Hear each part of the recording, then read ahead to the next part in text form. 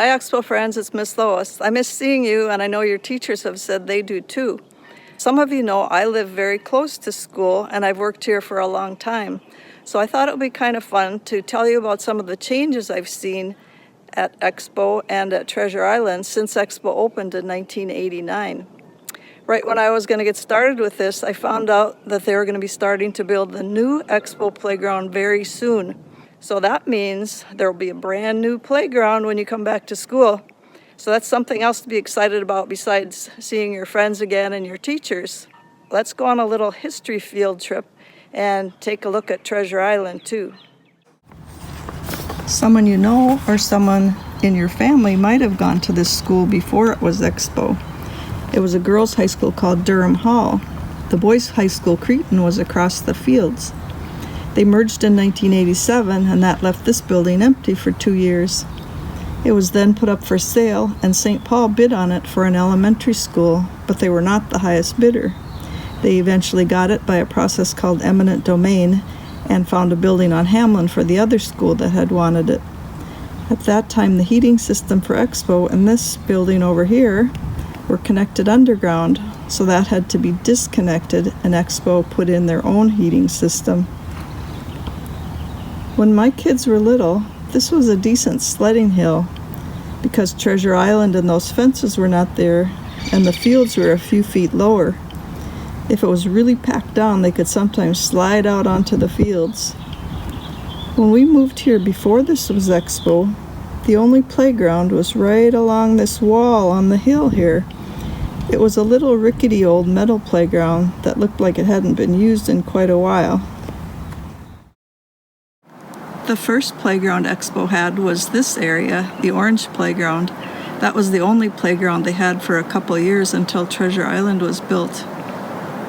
And many years before that, the area behind here where the apartments are on Randolph was St. Joseph's Home for Children. An older neighbor long ago told me that he remembers they had some animals and did some agriculture, and he remembers kids being given pony cart rides out on this field. He said it was kind of swampy and there were trees out there. It was exciting when Treasure Island was built in 1992 after 2 years of planning for it. It was built by volunteers with donations of money and materials and machinery from many companies and individuals. I was just one of those people putting in screws and pounding in nails. And now this has been here for 28 years for thousands of people to enjoy. And it was not just EXPO kids, but people have come from all over the city to play here.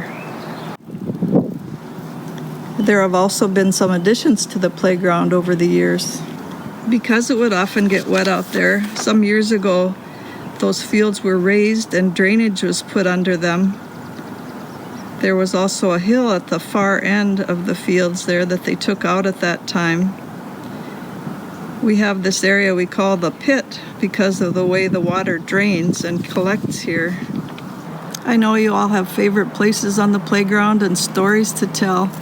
This dragon slide has always been a favorite of many kids. And every year there would be a cleanup with volunteers and they would repaint that and repaint the shark and other things.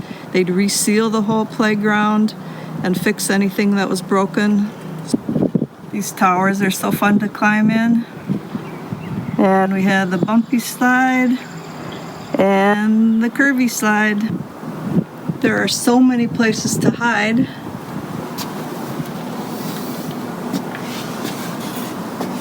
And I'm guessing I'm not the only one who bumped their head a few times inside here.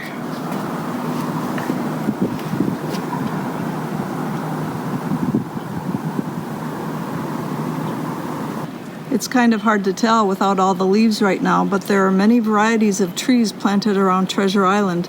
They represent the groups or families that EXPO was divided into at that time. There was the birch family, the ginkgos, maples, oaks. There was also a redwood family, but I don't see a redwood tree here. These pictures were taken at the celebration when Treasure Island was opened in 1992. And now we can all look forward to celebrating and playing on the new playground sometime later this year.